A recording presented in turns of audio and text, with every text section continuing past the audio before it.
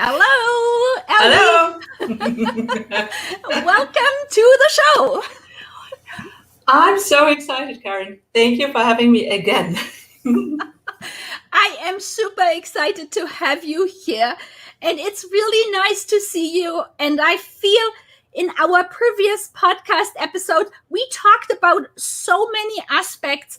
Pretty much, you summarized all my main topics that I tend to talk with people in one episode. So I was super impressed how you did that. Thank you. And so now, just for people who are either listening to us now live or are going to watch us later, could you introduce yourself with 5 facts like the working out loud method so they know who you are, please? Okay, thank you. Well, yeah, working out loud is a mindset that I really enjoyed learning with. And the 5 facts about me are I'm a professor of industrial and occupational psychology in Germany, and I'm sort of an expert on the brain because I'm a neuroscientist, but I'm also a psychologist by training. That's what I teach, what I lecture, and but I'm also a career transitioner. So even though I was a psychologist by training and I'm now a professor for somewhat like that, in the middle of that, I transitioned my career into IT and stayed there for a couple of years and enjoyed it very much. And for me, the fourth thing is I'm a working mom. Okay, so that is the overarching topic. It's like everything that I did in my career when I reflected back on our podcast was really something like I accommodated everything around the fact that when I will become a mom, I will change my jobs, I will change my career and everything, and I made it fit to the phase of life. And I think that is something that really is like the common thread among those things. And the fifth thing, which I haven't shared that much, is that I love karaoke. So I didn't maybe something know. private. Yeah, I love singing. Wasn't that good enough singer-songwriter, and it's okay for karaoke singing. So That's awesome. Thank you so much for sharing. Now, as you have alluded to, you have had many different careers, or you worked in many different fields. And I'm a big fan of David Epstein's book. In English, it's Range.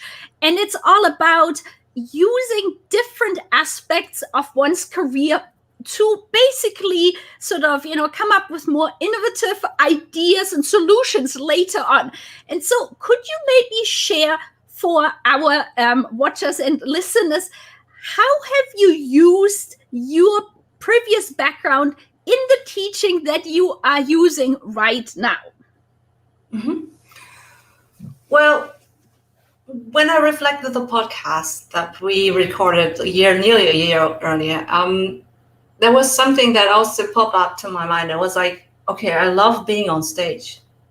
That's why I said I love singing. I was always someone on the stage singing. I wasn't like, I wasn't a star, but I enjoyed the bonding that I could create with the audience. And I think that's something that I really do enjoy with my students, so that when I lecture, I don't preach by the book and I don't read out the lectures like this, and it's pretty much boring for me.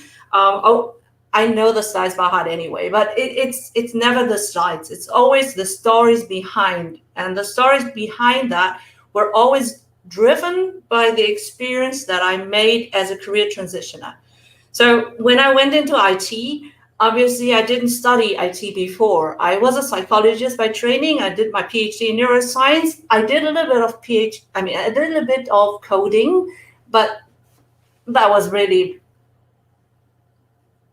more like an amateur, not a pro, and it was enough. And I managed to work my way around in project management jobs, roles, functions, where I would solve conflicts or translate between different parties, like sales, like marketing, like law, like IT people, hard coders, and I think that also with my clients, with the work of as a consultant, I was always able to speak the language of the others. And that was something that I wasn't an expert in every language, but I showed the will to learn the other party's language, the vocabulary. What were they thinking? Why were they thinking like this? Where were they coming from? And I think that is something that truly is my asset, that I'm able to change the perspectives, and that's something a psychologist should do. To change the perspective and to see it from the other side. And I think that probably has helped me. And when I thought about the podcast that we recorded, I talked about this opportunity to work with time zones, work with global audiences or clients that are in different time zones, so that they suit my own biorhythm. So if I'm an early bird, I can work like that. Or if I have some obstacles or whatever, so that I cannot work there, I can still manage to work asynchronously, so that I can still cater the needs. Or I can look after my little ones during their awake times, but when they are asleep, I can work then, and something like that. And I think that that actually triggered my own transition. I reinvented my own business model as a coach, and I don't do in-person lecturing or in-person training anymore, but I transitioned that. Most of the input that I give now is via video, and then the students, or also my clients, are now much more qualified in the frequently asked questions settings, so that the one-on-one coachings by video conference with my clients are much more qualified on the other side. Because usually I say something that I've said many times, and that's always something new for the others. But if they have the chance to listen to that, to rewind that, and to recapitulate that, and to reflect that thoroughly before they meet me on a video conference one-on-one, which is more convenient for us, both parties, then it's a much better working relationship. And that's something that I think derived from our very own podcast last year. Wow. So I actually thank you. I do thank you, because that idea was like, oh, I did it. Why can't I do it again? Well, I'm very glad that there was a little spark out of our podcast. Absolutely. I just find it amazing how you are able to combine all the things. And as you were saying, your technical or IT background, that you are now doing TikTok videos and engaging your either potential clients or your students to give you feedback, to see what you would like to talk about, and by the same token use that also then for your work with the students to make it a more fun environment. Exactly. And you mentioned in the coming to this conversation, the non-siloed thinking. And I just loved that, mind frame. Yeah. Yeah, that was like my 2 years ago or 3 years ago, I started out working out loud a lot in LinkedIn. Not by the term, because I knew that only half a year ago, but I actually did that so that I shared why I was doing like this, why I was working like this. And I used this hashtag non-siloed thinking, because that really describes what I'm doing. It's like whatever I learn, I'm like a swamp. Everything that I learn, I will probably use one day, sooner or later. Everything will fall into place, and there will be an occasion where I can use that. I don't know when I'm learning that, and I probably had trouble learning that because it was new back then. But I'm always happy that I can truly capitalize on everything that I learned along the way.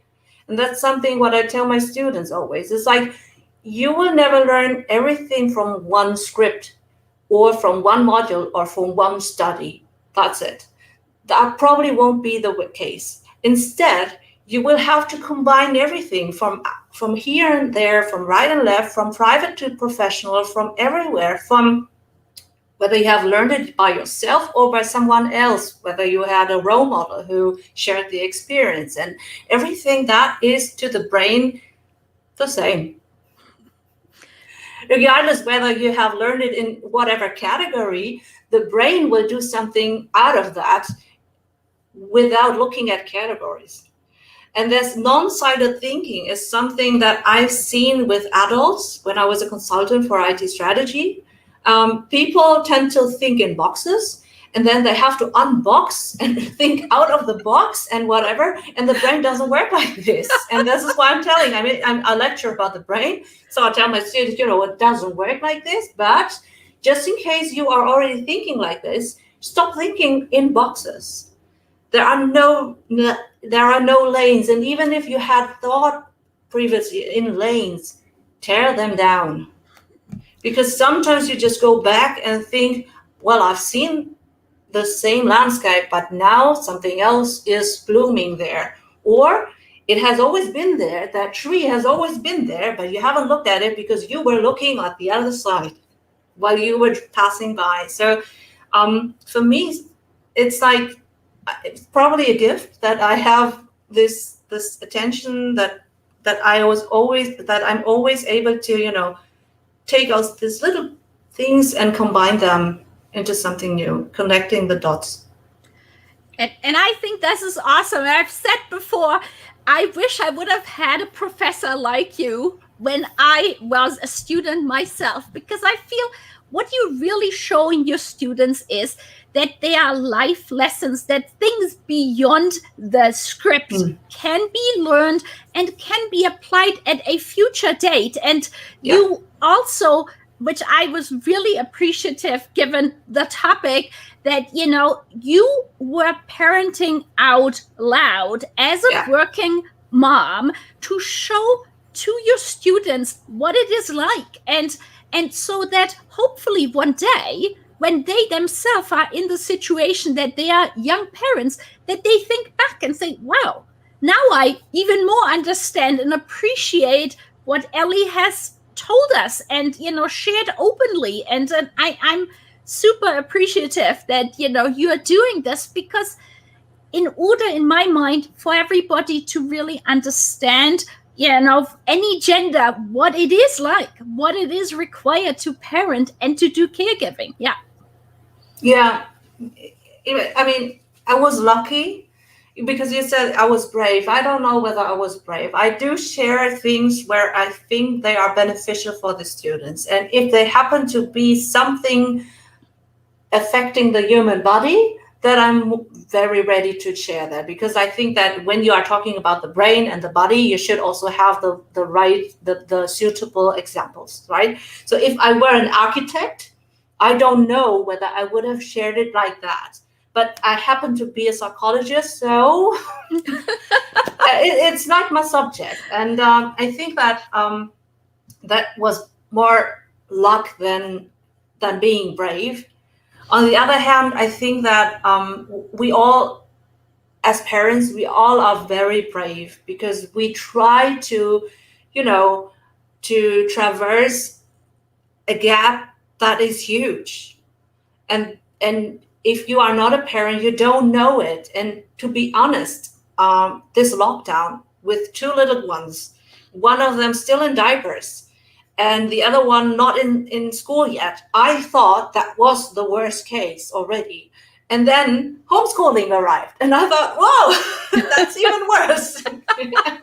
And I can relate to the other parents who say, you have just one in homeschooling, and the other one is not learning yet. So I have a bias myself. I know that the others have biases too. So the only thing that we can do as parents is to share.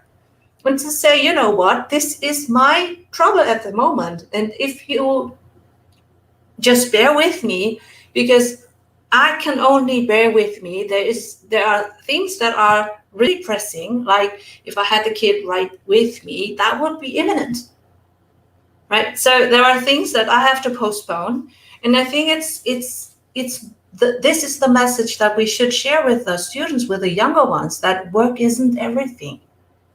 There's something more to life than just work. That being said, of course, it's important to, have a fulfilling career if you want one, but you don't have to assume that everyone wants a career, especially not nowadays. I mean, I heard you talking to the other podcast guests. I mean, some do not think of a career, and that's fine, right? You have to, as a psychologist, you have to accept every view, and that's something that I think that if my students become people in the HR department, so people experience something like that, or leadership, I want them to think of who is at the table, who wants to be at the table, who's not at the table, who should be at the table. It's not just, I'm here. Great. Yeah. So there are a lot of things, nuances that they have to think. And that's just a moment in time. And maybe that person who says, not today, will come back tomorrow and say, tomorrow, now I want to be one at the table. Okay, I think that the human development is so much more than just that one-time assessment.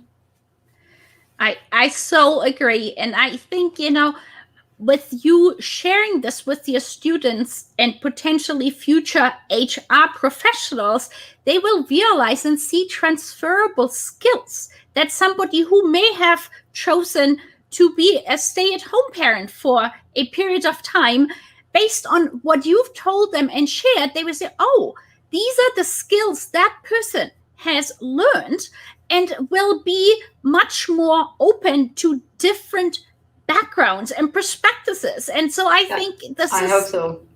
Really, really important. And so I'm very appreciative that you're doing this. Yeah. And I think that HR is a profession where people tend to start in HR and work their way up. And I think that's a danger, because if you haven't had this operational experience elsewhere, in logistics, in sales, in whatever, that's the perspective change. You don't know it. You have to assume. And once you assume, that's probably not the reality. So what I always tell my students is to be open for a career change, because you can only win. Even if you're thinking that you're just doing a lateral move, you are gaining new experience that you one day may use to accelerate and even bypass the others who have done this chimney career. We call it chimney career, right? So just going its way up, but if it's very focused, solely focused on things. And I don't think that it's nowadays and for the future of work useful, because we don't know which jobs, functions, skills are needed in 10, 20 years time, right? So until then, artificial intelligence probably has, right. Who knows, right? Yes, but I completely agree. Even from my own experience, a long time ago, I was in, a retailer's HR headquarters, and for a week, we were going to be in a store to experience what it was like in a store. And honestly, counting live crickets and putting them into a plastic bag, the appreciation of how difficult this is, and and how much more time it takes than one would anticipate, really changed my perspective, as well as being on your feet for 8 hours a day. And in my it was a week, but that week alone let me gain so many additional insights. So to your point, to have different pieces and modules rather than being somewhat more linear, it really creates a different mindset. Absolutely. We call this job rotation. And actually, I do recommend my students to, when they set up programs like job rotation, that they don't do it just for onboarding for half a year or whatever. So at different, job stations or, job functions, but that they should do it along the supply chain. So, so that once they have figured out where they should be that's the target position, they should at least have the job rotation around that. So not just somewhere out there in the company, but it should be a learning experience that is useful for them in the next 2 or 3 years. What they will do in 7 or 10 years, we will see. But by then we will have a new rotational program. Hopefully, that would be the ideal situation, right? So that you have once a year or once every 2 or 3 years, that you have another 2-week job rotation assignment, so that you can, you refresh and gain a new perspective on what is actually the obstacle for the people you are catering. These are your internal clients, so you have to work with them hand in hand. And if you don't understand what their obstacles are, then you probably are not lending the right hand to them. Yeah. I mean, you're describing, perfectly lifelong learning and, and upskilling and reskilling. And I think that's so important. And like, different generations maybe have different expectations to this. I imagine somebody going into a job now probably has a much more, open perspective to it, in the sense of thinking, well, every year, 2-3 years, I will change. But not everybody has that. And I think that's important, especially somebody being maybe a manager, that expectations have changed. Yeah. Yeah. And I think that is, to your point, this change management capability to change, to not only, to tell others how to change and everything, if you haven't ever changed yourself, is, I don't buy it, right? If someone has been doing the job like 10 years, since 10 years, and is now telling me how to change, it's like, well, okay, do you know how it feels? I mean, to be honest, when I look at my stats, I had a great business in coaching people who said, well, if you don't want to be working with me during daytime, but you want to work with me at nighttime and on Saturdays, then sorry, I don't want to. So I had to let go of the clients. And I have to now find clients who are working maybe at their time, which is then my nighttime. So I'm looking at my statistics and say, okay, so Germany is going down. Okay, but other countries are going up, right? Right. So clients, that moment of letting go means you embrace the change and you embrace the new. And that means it's like swimming. I mean, you cannot swim at the concrete. You have to go into the water, and it doesn't feel well. And maybe you swallow a bit of water, but you eventually will learn swimming in the water and not outside. And that you have to go. You have to go forward and let your body learn it. Because if you, I mean, that's also something I share with my students. And that's why I also did this tutorial, this online tutorial Mitmachserie, so that my students see my own transgression from being a total beginner in TikTok or Reels, and I'm not an expert yet, but I certainly have moved on. Yeah. And I think that most of the days when you see people who are, doing something great, people do not see how much effort they have put into that, and they don't share how many times they have, stumbled.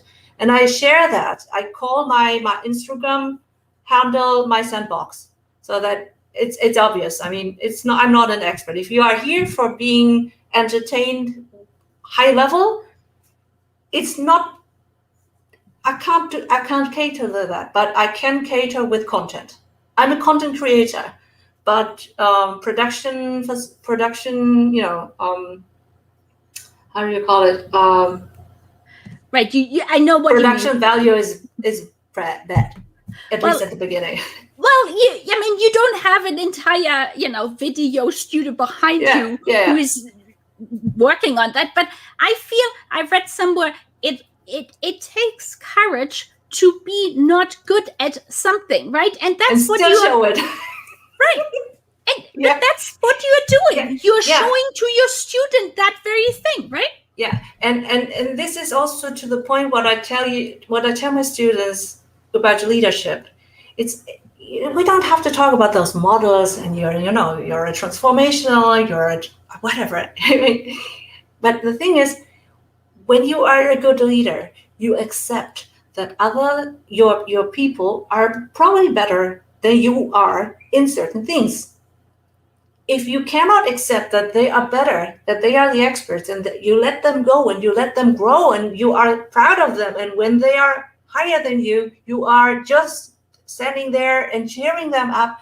Because if you don't do this, you cannot accept that. You always want to be better than them. You just have some people who are not good, because the good ones will go.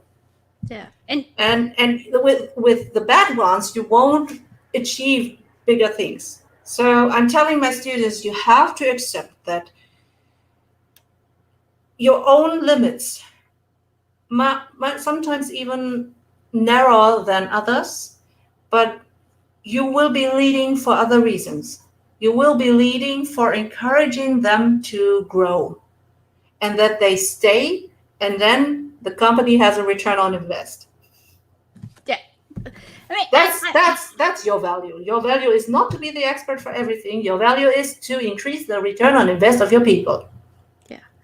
And I mean, the way you're saying what is so beautiful, all of this also then transfers being a coach for children.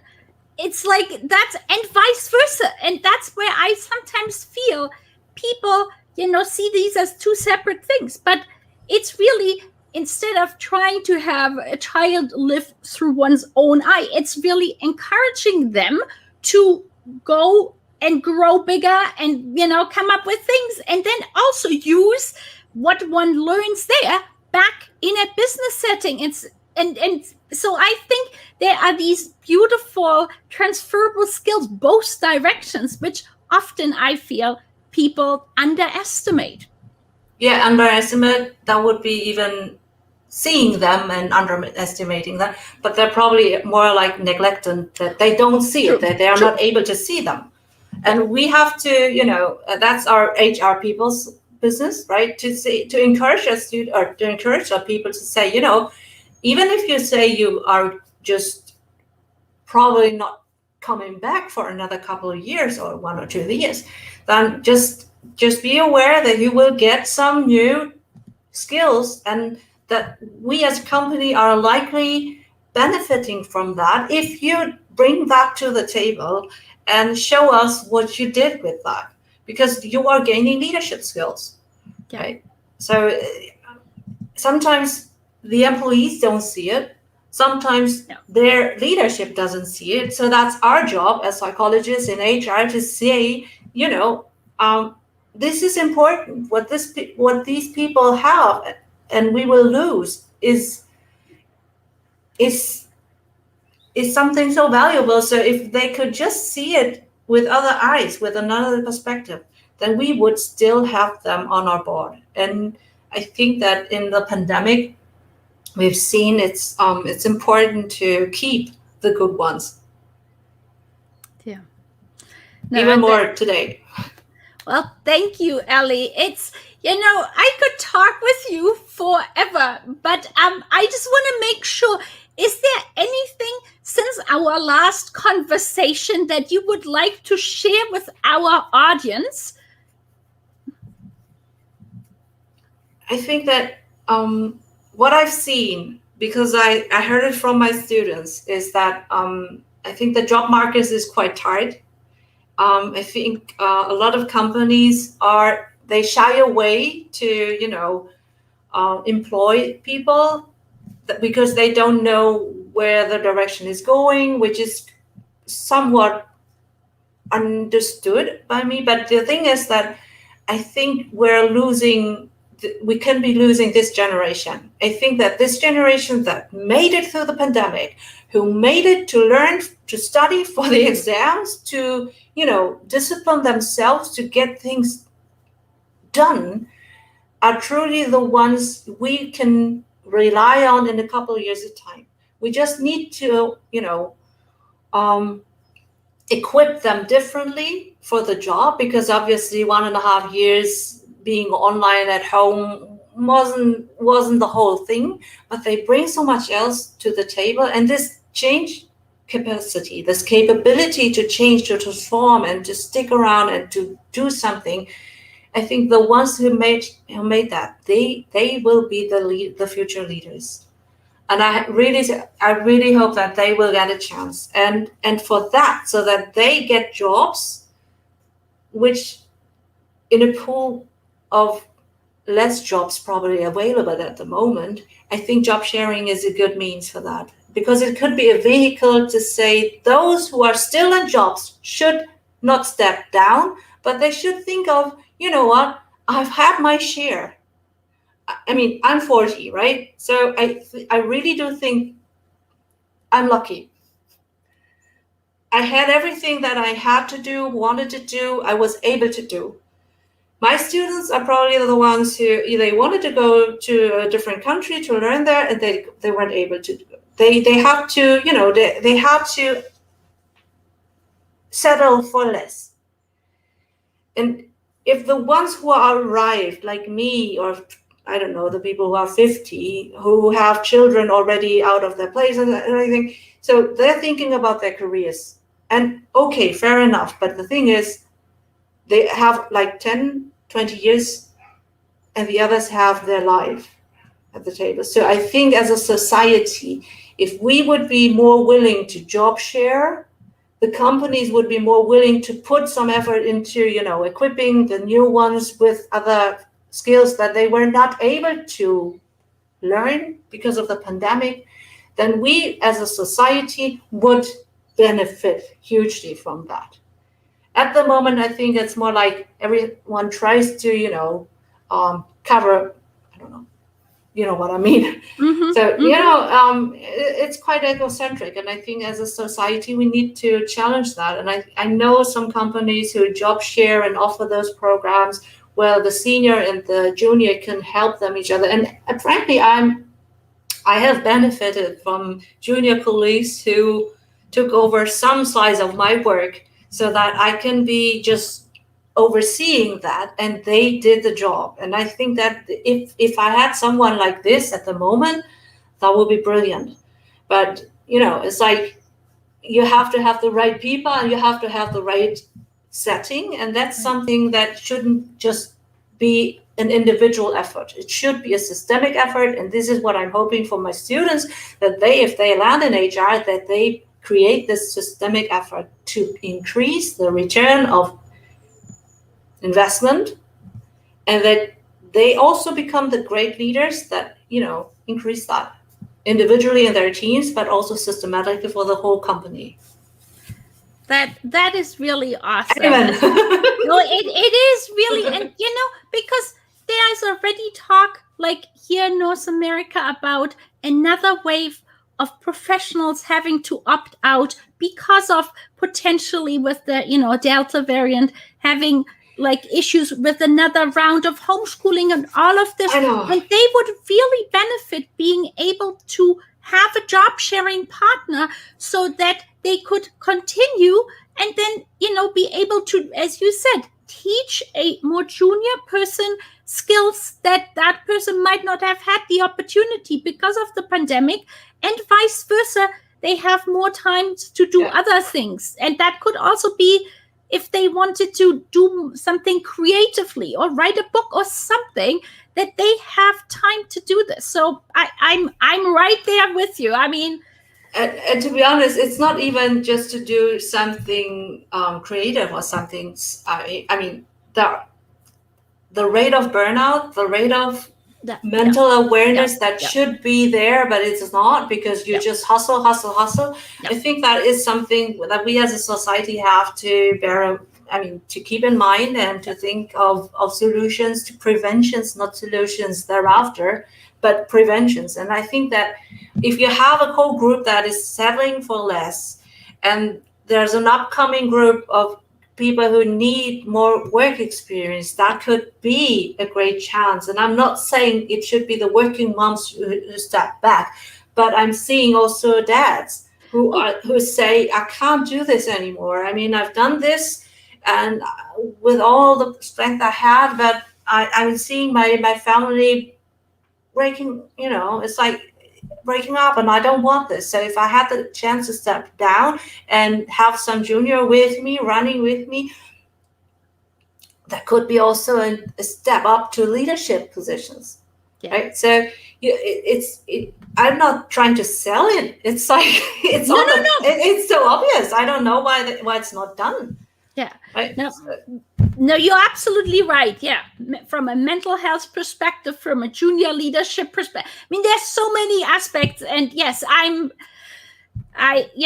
hope many people who are in the position of leadership are listening to our conversation here, and it gives them some new food for thought, some new ideas. And I'm really appreciative, Elli, that you came to talk with us and share all your insights. And I'm really looking forward to having you come back and we can talk more. Why not? I mean, last time it sparked my reinvention of the business model. I don't know what will happen then next one. Yeah.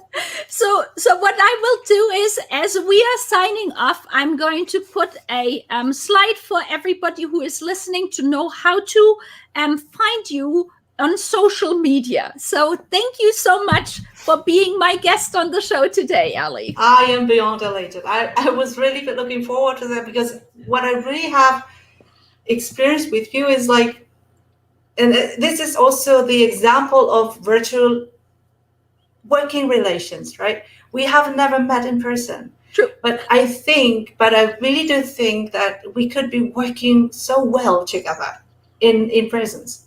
And experiences like this tell me, I mean, I knew it before, but it's like evident on the show now. I think that if you tell me that a leader is not able to connect with his employees or her team members, then there's something going awkwardly wrong. I mean, it's possible to work with others.